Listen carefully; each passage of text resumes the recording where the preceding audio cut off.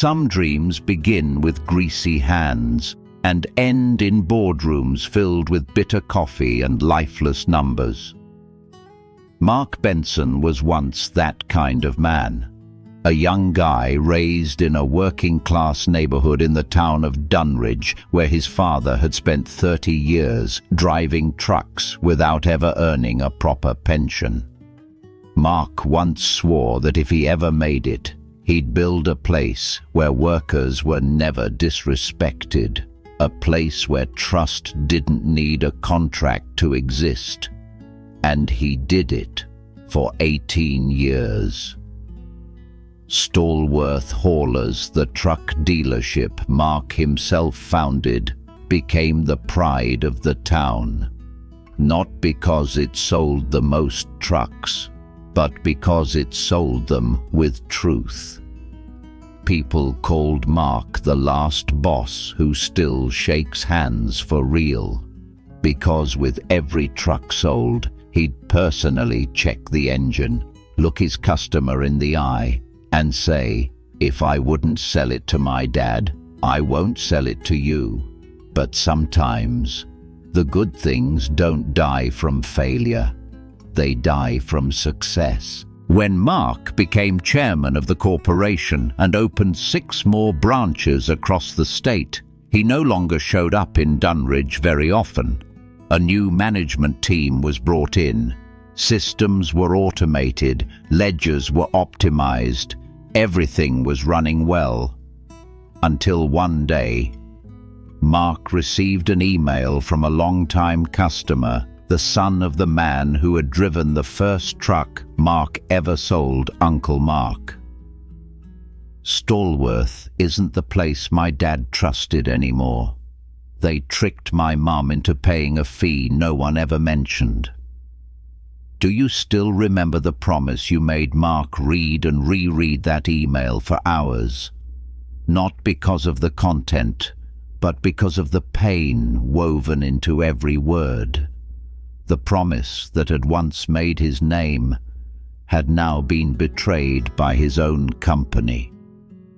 He looked in the mirror. The man in the $800 suit didn't resemble the young mechanic he used to be.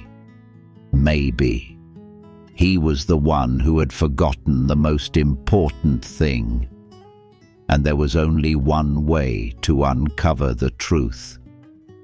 Go back with a different name, a different identity, and eyes that know how to observe, not judge. They don't know who I am, but I'm about to find out exactly who they are. That morning, Mark Benson walked out of his penthouse in the city center without his work phone. Instead, he wore a flannel shirt with frayed shoulders, faded old jeans, and a pair of Red Wing boots from his days as a machine engineer. The usual Patek Philippe watch was left on the table. Today, he wasn't a CEO. Today, he was Rick Doyle, a middle-aged freelance welder recently hired by a construction company in need of a tough, reliable truck. Rick drove an old 2001 pickup for over an hour through the suburbs until he arrived at Stallworth Haulers' Dunridge branch.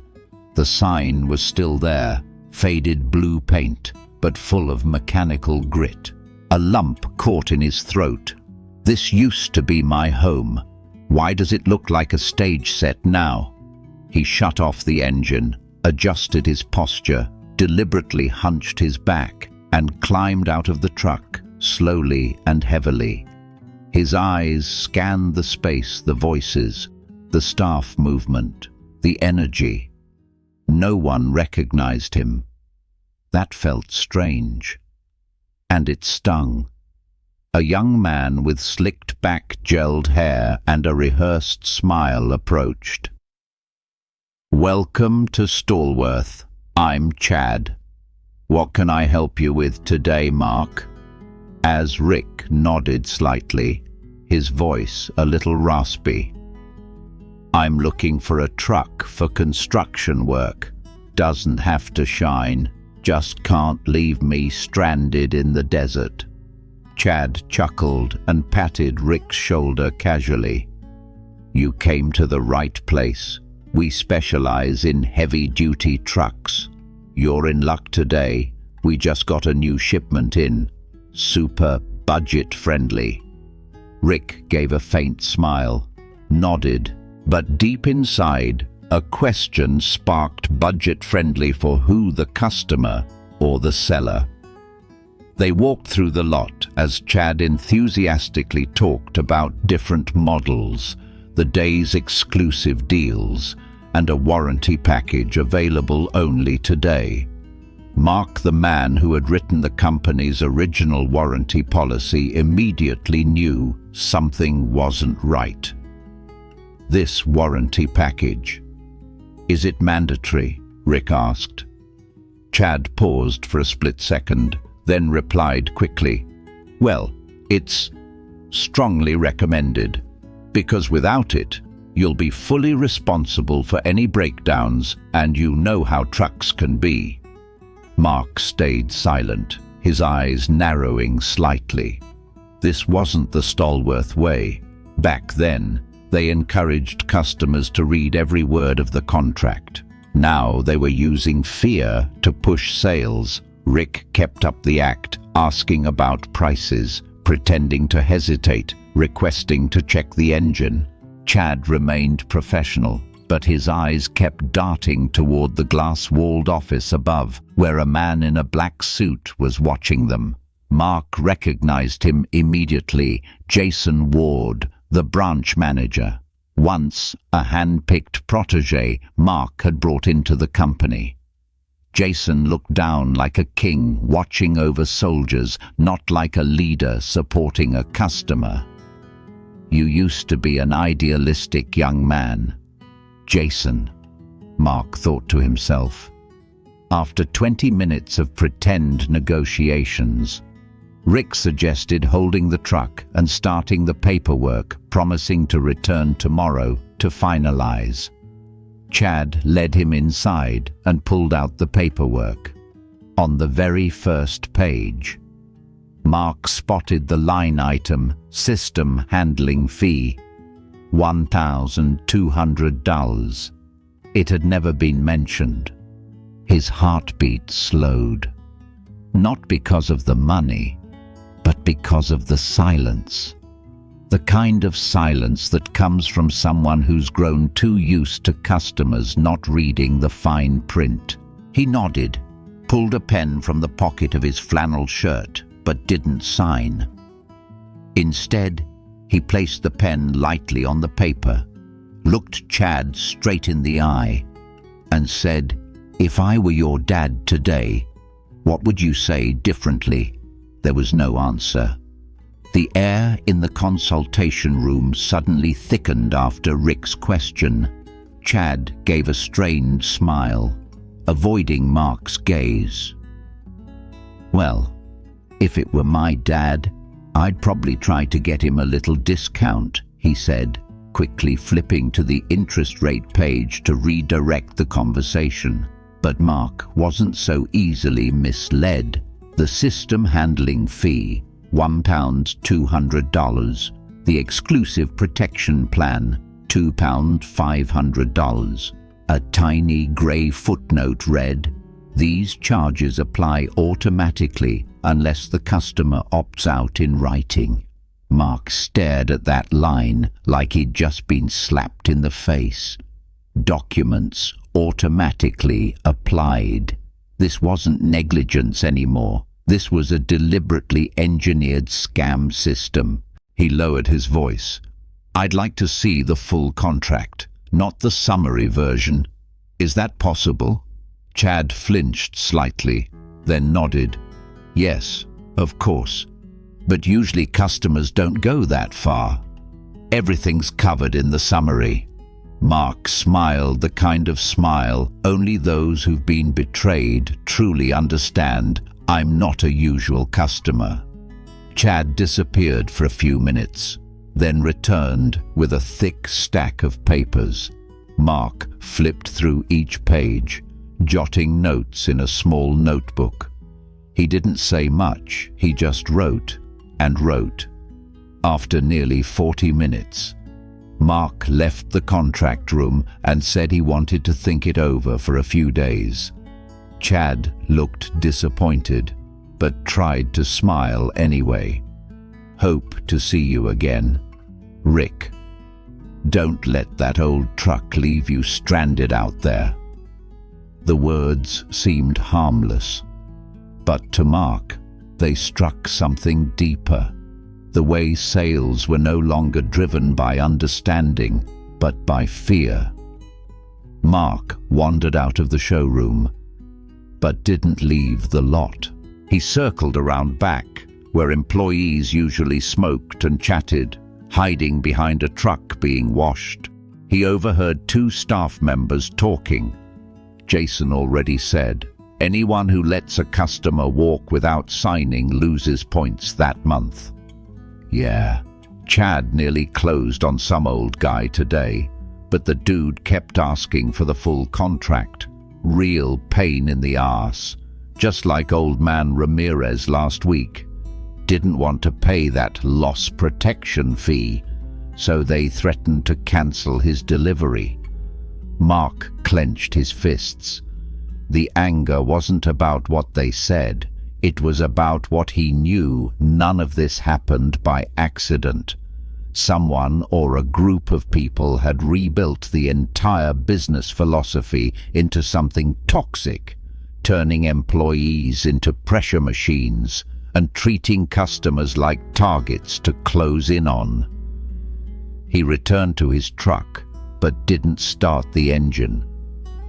Inside the worn-out cab, Mark pulled out his backup phone and began dictating a note in his gravelly voice. Day 1. Customers are being trapped by the fine print. Employees are trained to dodge questions. Hidden fees aren't mistakes, they're strategy. Old philosophy. Let the customer remember your face when the truck breaks down. New philosophy. Make the customer too afraid to ever call back. He leaned his head back and closed his eyes. His heartbeat slowed, not out of surprise, but because he had suspected this for far too long. And now he could no longer pretend not to see. When Mark returned to the reception area to investigate further, he slowly wandered around the showroom, pretending to read the info boards on the walls. On a nearby bench, he noticed an older couple, the man wearing a worn-out delivery uniform with a nearly faded Ramirez Produce logo. The woman beside him pressed her lips together tightly, clutching her purse as if holding in a fear she couldn't name. Before Mark could approach them, a raised voice echoed from the contract desk. "I'm sorry, but this isn't right. We've counted every penny for the past 2 years. Been putting away $180 a month into savings. And now you're telling us we owe over $3,000 more." That man was Carlos Ramirez, the very same man Mark had read about in the email from his son. "I don't want a fight. I just want a truck at the price we were originally told." Chad stood across from him, looking uneasy. But before he could respond, Jason Ward stepped in. Black suit, cold eyes, a voice as sweet as it was dangerous. "Mr. Ramirez, these fees are clearly listed in the supplemental terms. If you're unable to pay, we'll have to cancel your order and retain the deposit." That wasn't an explanation. It was a sentence. Carlos froze. His hand instinctively reached behind to support his wife as if to shield her, though he himself was trembling. She leaned in and whispered something into his ear. "Perhaps we'll find another way." But Carlos shook his head. He turned back, eyes red with emotion. No one should be treated like this, especially when they've trusted you. Jason shrugged. His eyes briefly swept past Mark, who was standing nearby, but he didn't recognize him. Mark stood frozen, not from rage, but because he knew that voice far too well, the voice of someone using power to crush others. This isn't a mistake anymore. This is coldness with structure. Mark stepped forward, placed a hand gently on Carlos's shoulder, and asked softly, "Do you have the contract? I used to work in contract engineering. I might be able to help you look through a few clauses." Carlos looked at Mark, initial suspicion quickly shifting into a glimmer of hope. "You really work in the industry?" Mark nodded, saying no more.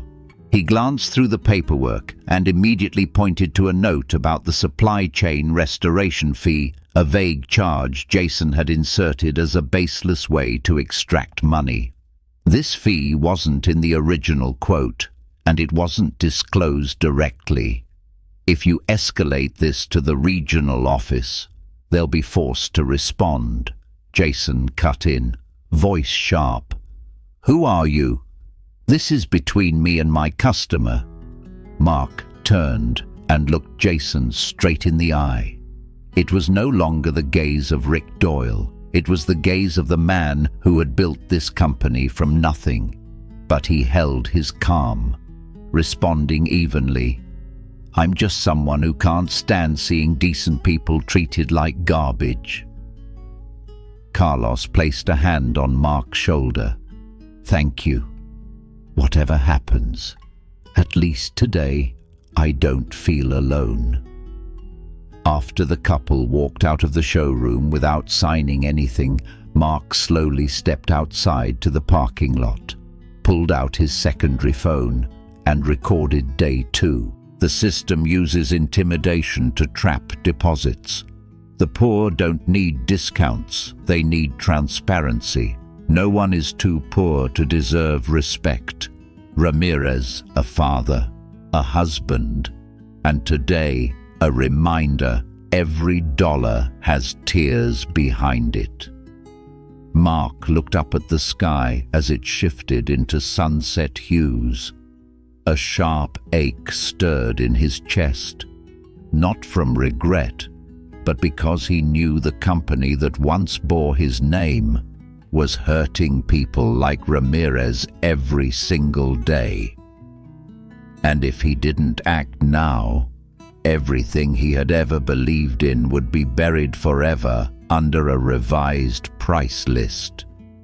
That night, Mark didn't go home. He stopped at a small roadside diner, the kind of place that had once been a favorite hangout spot for him and the original Stallworth crew. The place where the very first plans for Stallworth were scribbled on napkins, surrounded by laughter and shared purpose. But now, those faces had scattered. Some had retired, some had been replaced, and some were still around, like Jason Ward. Jason had been one of the very first people Mark mentored. He came from an immigrant family and had started out as an AC technician working the back lot. Mark saw grit, belief, and passion in him. He once called Jason the heir to the vision. And that's what made this hurt more than anything anyone could say. The next morning, Mark returned to the showroom. This time, he wasn't pretending to be a customer. He quietly observed, documenting behaviors, watching how leadership operated. In the employee break room, he ran into Lena Morgan, a customer service rep who had been with the company for less than 6 months. She was sitting alone, hands wrapped around a cup of cold coffee, eyes tired as she stared out the window.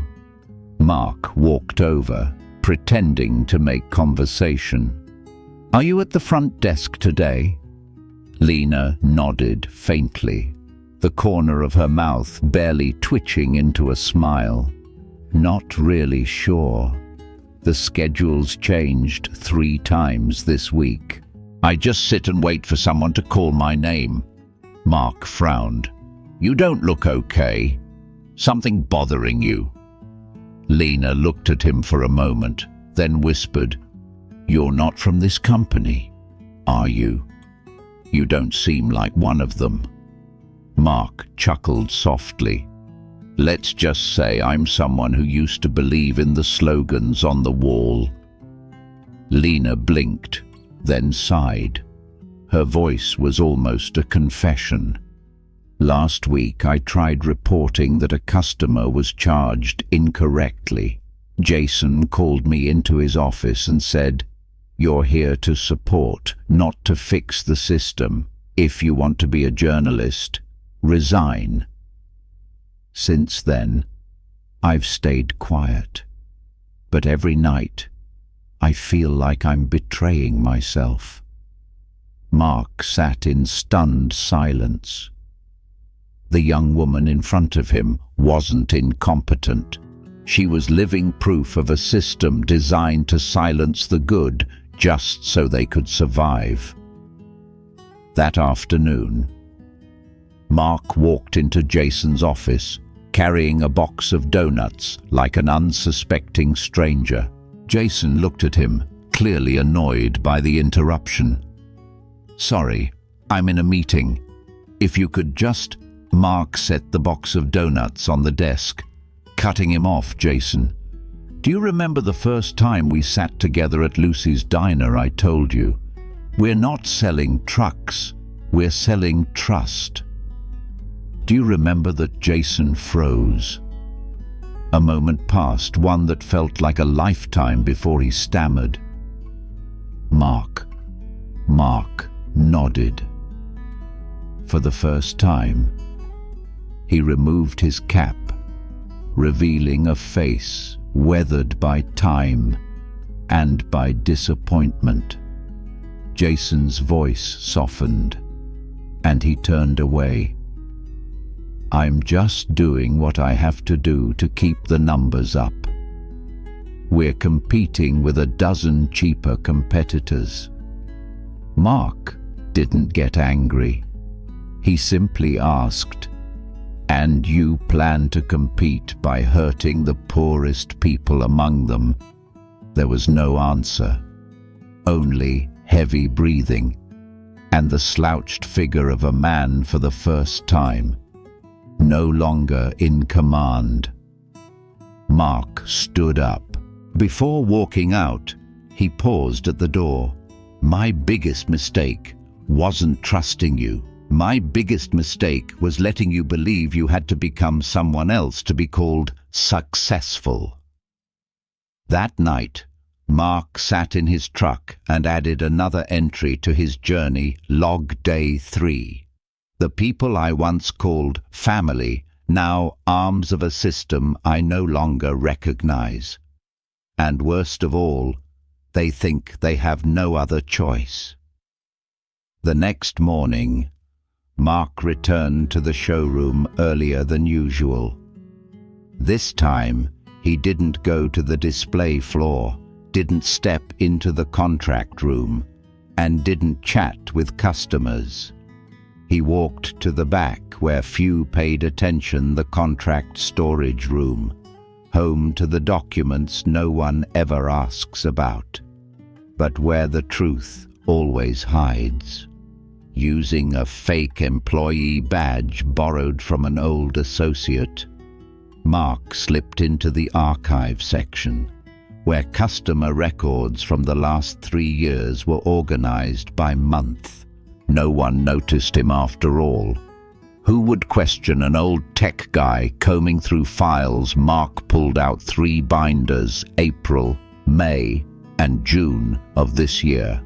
He quickly uncovered a disturbing pattern. 95% of the contracts included a supply chain protection fee. yet not a single customer had signed the acknowledgement box for it. The printed quotes and final contracts showed a discrepancy of 12 to 15%. The consultant's signature changed constantly, but the system funneled all commissions to the same internal code, JW443. JW, Jason Ward. Mark held his breath. He turned on the voice recorder hidden in his pocket and whispered, "I thought Jason was just lost. But this isn't a mistake. This is a renamed commission scheme designed to hide private profits." Next to the filing cabinet, he found an old external hard drive labeled "Backup," not in use. Something in his gut told him this drive might hold what they didn't dare delete, but also didn't dare expose. He plugged it into his backup laptop and opened folder by folder. The first files were Excel spreadsheets detailing every contract, with auto-calculations of staff commissions by percentage. But what caught his eye most was a document titled Stallworth Revamp Phase 2. Jason Notes Confidential. Mark opened the file. His heart nearly stopped. Growth strategy. Raise risk prevention fee from $950 to $1,450. Rename to asset protection. Instruct staff not to emphasize optional. Instead, use the phrase included by default. 4% bonus for every deal that exceeds 15% over the quoted price. Staff refusing to participate in this program will not be considered for promotion. At the bottom of the page was Jason Ward's digital signature. Beneath it, a sloppily scribbled handwritten note, "Mark's not coming back. He's just a figurehead now." Mark closed the laptop. His hands trembled, not because of betrayal, but because he knew every dollar siphoned was a stolen dream, from a family like the Ramirez's, from an employee like Lena, from himself, the man who once dreamed that his business could be a place where good people could walk tall. Leaving the records room, Mark sat inside his truck, turned on the recorder, and read aloud as if delivering a final indictment. Day 4. Pretty numbers are never the truth if the one behind them has lost his conscience. When bonuses are calculated based on deceit, then every cent of profit becomes the blood and tears of the vulnerable. Jason, you were wrong. I didn't just come back. I saw everything. The late afternoon sun filtered through the windshield, casting a glow across Mark's face, now stripped of calm. Only steel remained in his eyes, like a man about to do what he should have done long ago. Take back what once bore his name and cleanse it. That afternoon, Jason Ward sat in his office, eyes locked on the screen filled with dazzling green sales reports. The door opened, not with a polite knock, but with a sharp, deliberate push, like slicing through something carefully hidden. Jason looked up. Visibly annoyed, I told the sales team no interruptions during this hour. Then he froze. The man standing in front of him wasn't a customer. And he wasn't just another employee. It was Mark Benson, no ball cap, no flannel shirt, just the founder of the company, standing tall, eyes cold as steel, holding a small USB drive in his hand. Jason stammered, jumping to his feet. I I didn't know you were. Why? How I have the recordings, the contracts, the commission logs, and that little revamp Phase 2 file you tucked away in a folder you thought no one would ever dare open. Mark's voice was steady, not loud, not angry, but it landed like a verdict. Jason went pale. Mark, just hear me out. I was only trying to keep things going. We're under pressure. Every branch has had to adapt. Mark cut him off. His tone sliced clean through the excuses. No, you didn't adapt. You decayed. You didn't build a system, you built a trap and forced others to walk into it. You turned this company from a place that once gave hope to working people into a blood-sucking machine, polished with quarterly targets and growth metrics. Jason stepped forward, hands raised in a gesture of reconciliation. I was doing what I had to do. We can't sell without changing. Mark stared at him, his gaze both hurt and unyielding. You're wrong. We don't need to change how we sell. We need to change how we see people. I didn't build Stallworth to become a model that drains the decent and rewards the dishonest. And today, I'm taking it back. Jason collapsed into his chair. The armor of confidence he once wore now crumbled into an empty shell. You're suspended, effective immediately, and I will bring everything to the board, Mark said. He turned to leave, but then paused, delivering one final line, not with anger, but with deep, honest sorrow. I once believed you were the one to carry this forward, not because you were talented, but because you knew how to look at customers as real human beings. You don't look at them that way anymore. Mark walked out of the office. The entire floor seemed to hold its breath as he passed. Eyes locked forward, stride unwavering. Some employees recognized him, offering shy nods. Others simply stared, jaws hanging open. In a world where CEOs usually appear only through email, today, the legendary founder had returned. Not to save a sales report, but to save the soul of a company that was becoming a stranger to itself. In the main conference room, Mark plugged the USB into the projector. The screen lit up with everything: documents, recordings, images, invoices, distorted internal policies. He looked out at the entire staff from HR to reception, from security to sales, and spoke in a calm, clear voice. I'm not here to ask you to bow your heads. I'm asking you to raise them and answer one question. Every day, are you truly proud of the work you do? Silence. Then, unexpectedly, Lena stood up. I'm not proud, but I've been hoping for this day. The day we could make it right. If today is the beginning, I'll be the first to walk beside you. One person clapped, then another. Soon, the entire room stood, erupting into applause.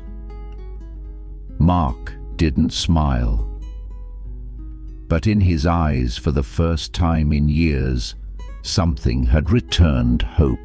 News of Mark Benson reclaiming his role spread through the building like wildfire. Whispers echoed from hallway to hallway like aftershocks. He's really here. This isn't PR. I saw him fire Jason with my own eyes. Does this mean We're about to change at 5 p.m. sharp. Mark called an emergency all-hands meeting in the main hall, the same hall once used to present Employee of the Quarter awards. Today, there were no ribbons, no sheet cakes, just silence, heavy as the night before a storm. Mark stepped up to the podium with no script, no laptop. He brought only one thing: the truth.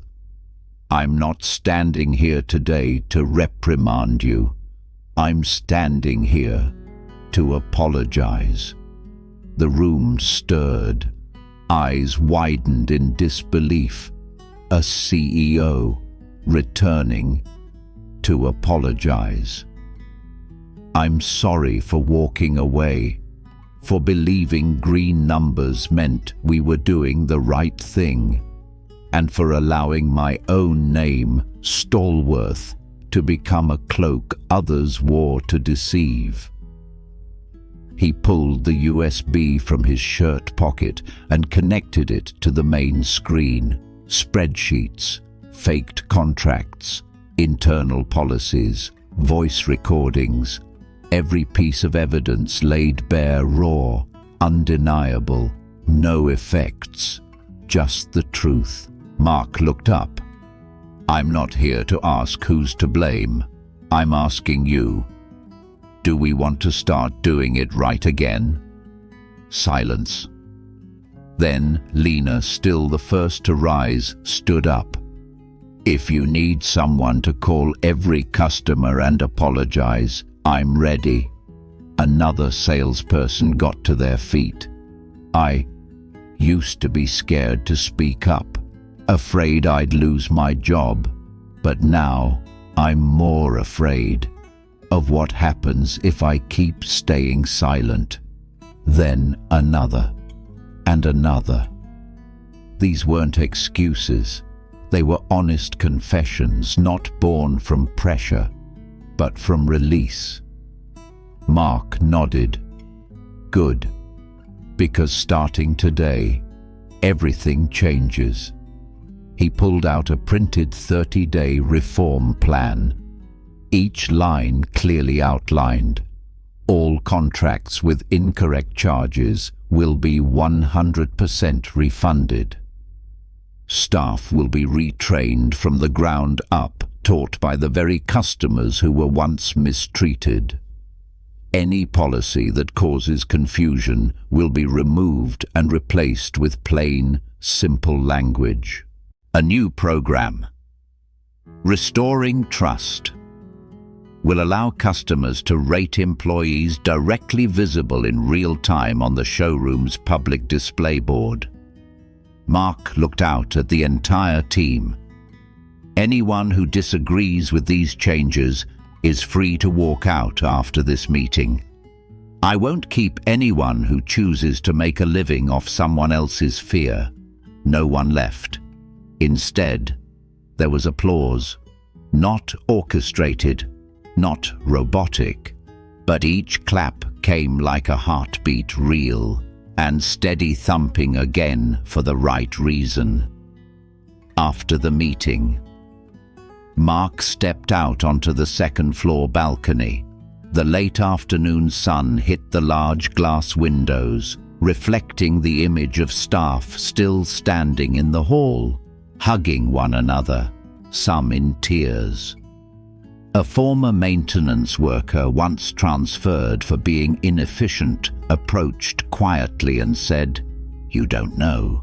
We never thought we'd see this day." Mark just smiled, gently patted the man's shoulder. Neither did I. That night, in his old office where no one had dared set foot since he stepped down, Mark sat alone, opening an old notebook. He wrote just one line. Day 5. The meeting wasn't to expose the bad, but to awaken the good, the ones who only needed one reason to begin again. The next morning, the entire showroom buzzed with attention tight as wire. Though Mark hadn't said it outright in the meeting, everyone knew some people would have to go. not out of revenge, but because justice cannot coexist with prolonged silence. Mark entered the office alongside a team of independent auditors he had personally brought in. They carried lists of contracts, audio recordings, payroll data, and one clear mission to cleanse the system, inside and out. The first 4 names called included 3 department heads, and the chief accountant offered no resistance. They stood, gathered their belongings swiftly, as if they had been mentally prepared for this day for a long time. Only one lingered: Daniel, the head of sales, the one who trained Chad, and the architect behind many of the high-performing scripts. He looked at Mark, sarcasm in his voice. "You really think this little ethical reform will keep your numbers up? This market doesn't feed idealists for long," Mark replied, voice calm but steel strong. "If I have to choose between a wildly profitable company and a community that lives with integrity, I choose the second. And if that means losing people like you, it's a price I'm more than willing to pay." Daniel walked out, saying nothing more. The door closed behind him, and with it, the era of systemic exploitation officially ended. That afternoon, Mark ordered the removal of all old slogans from the showroom walls. "Sales are honor. No one leaves empty-handed. Customers need convincing, not coddling."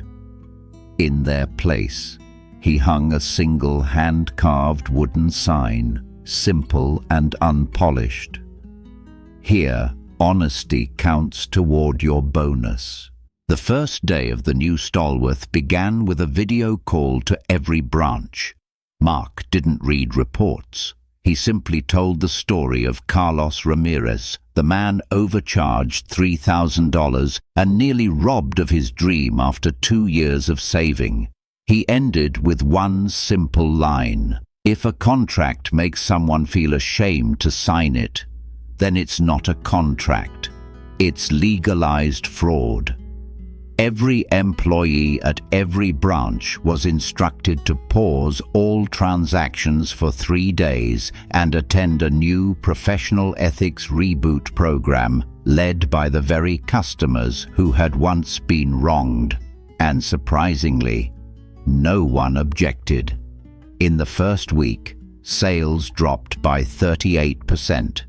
Many thought Mark would be alarmed, but he simply smiled and said something that left the entire board speechless. "That's the price we're paying to buy back our conscience, and I'd rather lose money than ever lose trust again." At the far end of the lot, Lena, now head of customer care, was guiding a group of new hires. If a customer asks about terms, answer with truth, not strategy. If they hesitate, give them time, not pressure. We're not selling trucks. We're selling back the trust the world has taken from them too many times. Mark stood at a distance, hearing every word. He didn't step in. He simply smiled like a father, watching the very child he once worried about the most, now leading others forward. He pulled out his notebook and added a line. Day 6. A company doesn't need to be big. It just needs to be worthy of the name people call when they need help. On the 7th day after the reform, Mark arrived at the office early, not for a meeting, not to review reports, but to do what he used to do 15 years ago, pick up the phone and call customers himself. The printed list was thick, like a novel filled with sorrow. Every name, every address, every note felt like a cut to the soul. Charged an extra $1,200 without clear reason. Deposit withheld due to ambiguous policy violation. Signed for 60-month financing instead of the agreed 36-month term. Mark picked up the phone and dialed the first number. His voice trembled, not with nerves, but with shame.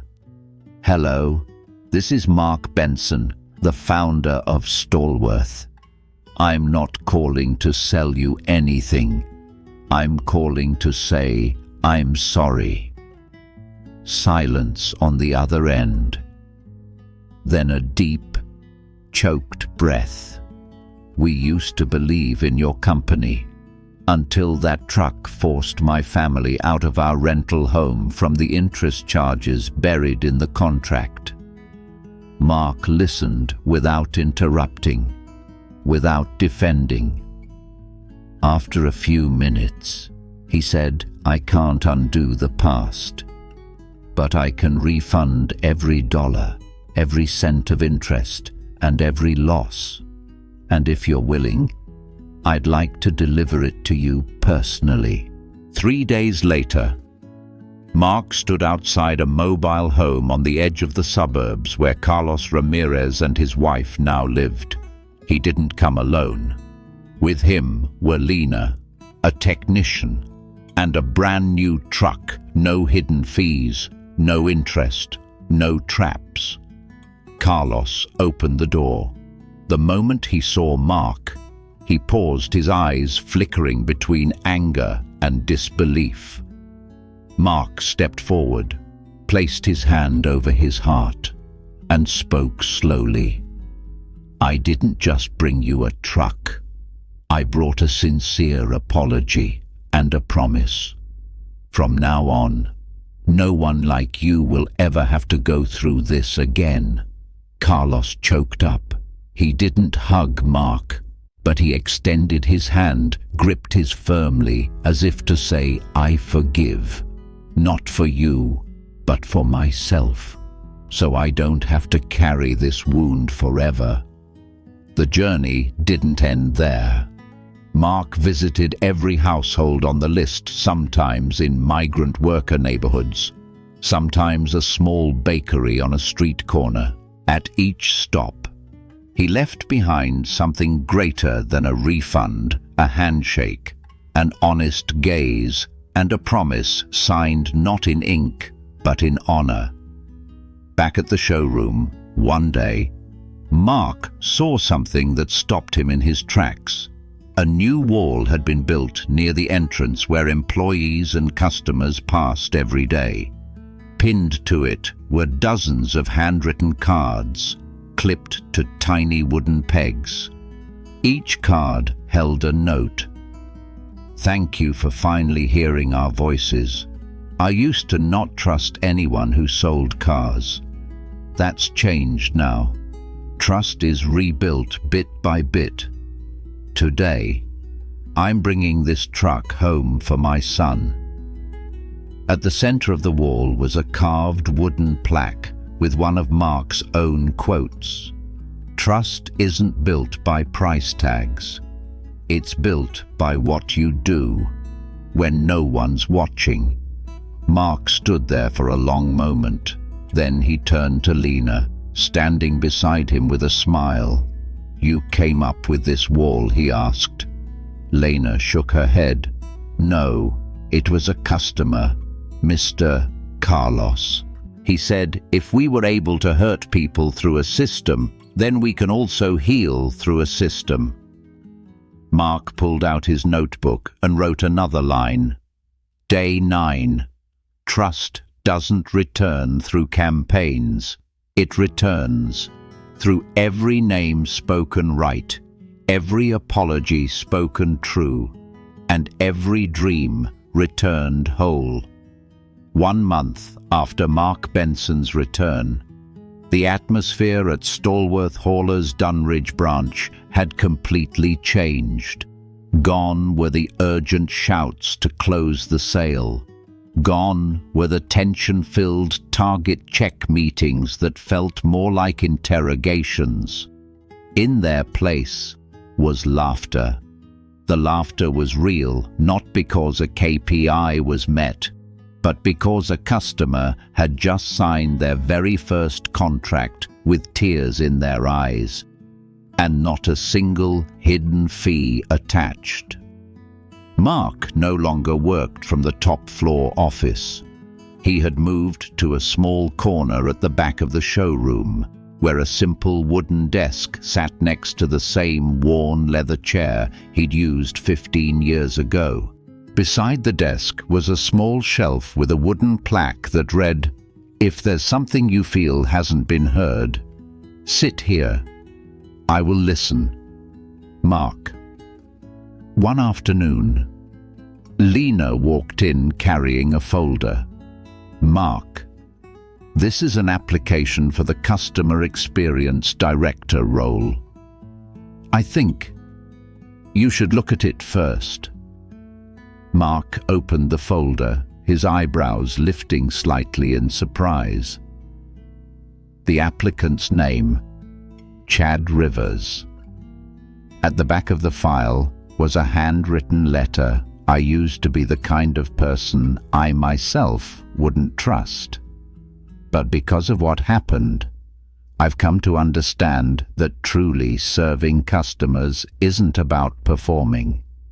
It's about returning to who we were meant to be. If Stallworth is willing to give me a second chance, I promise to use it to create even more chances for others." Mark rested his hand on the letter, thoughtful. Then he smiled, gently, not because Chad was perfect, but because Stallworth was truly changing from the roots.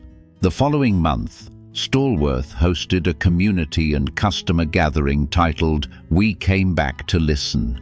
On the grassy lawn outside the showroom, customers who had once been wronged, like Mr. Ramirez, a single mother, a war veteran, took turns sharing their stories and how trust had been rebuilt.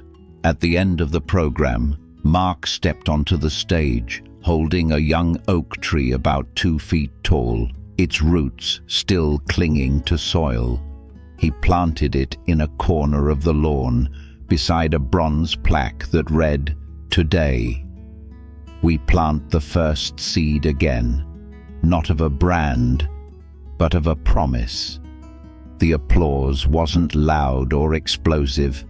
It was slow, steady, like the heartbeat of a collective soul, just now learning how to beat again. That evening, Mark sat alone in his small office, gazing out the window. The oak still stood there, thin but rooted. He opened his notebook and wrote the final line for this chapter of the journey, day 30. "Not every seed sprouts at the right time, but if someone is patient enough, kind enough, and brave enough to plant again, sooner or later, the green will return." Mark closed the notebook, not to end the story, but to begin a new one, a chapter of rebirth, led by the same hands that once built and once wounded. The story of Mark Benson and Stallworth Haulers quickly spread through business magazines, local media, and soon across the nation. Not because their revenue skyrocketed, not because they won some award, but because they had done something few companies dared to do in this age. They dared to stop, dared to apologize, and dared to make it right publicly. One major newspaper dubbed him the Returner. But when asked about the title, Mark simply smiled and replied, "I didn't come back to be a hero. I came back to redo the one thing I should have never let go of: listening. 6 months later, a young boy came to the showroom with his mother during a school field trip. He shyly approached Mark, who was busy repairing a chair in the customer lounge, and asked, "Are you really the boss, sir?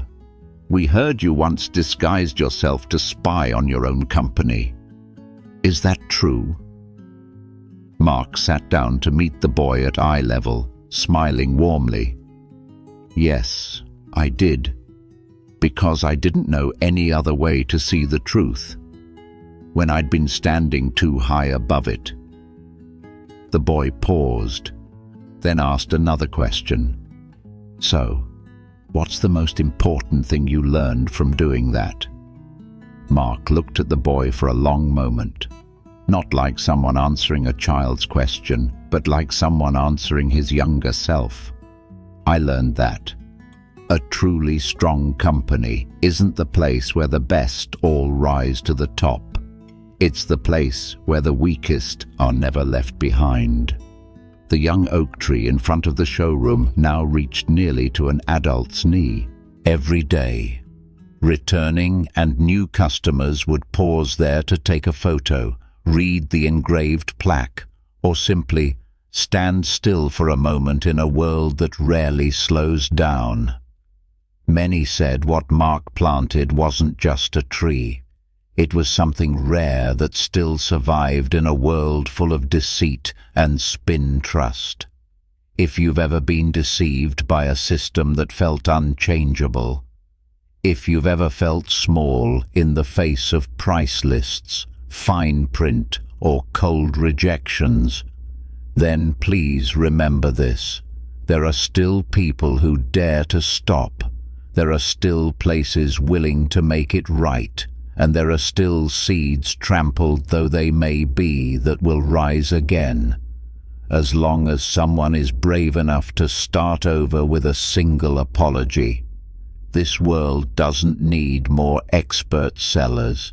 It needs more people willing to stand back up after failure and choose kindness, even if it's late. If today you're steering a company, a family, or just your own life, remember this: sometimes the best kind of leadership is returning to the place where you once stayed silent and being the first to say, "I'm sorry, and I want to begin again."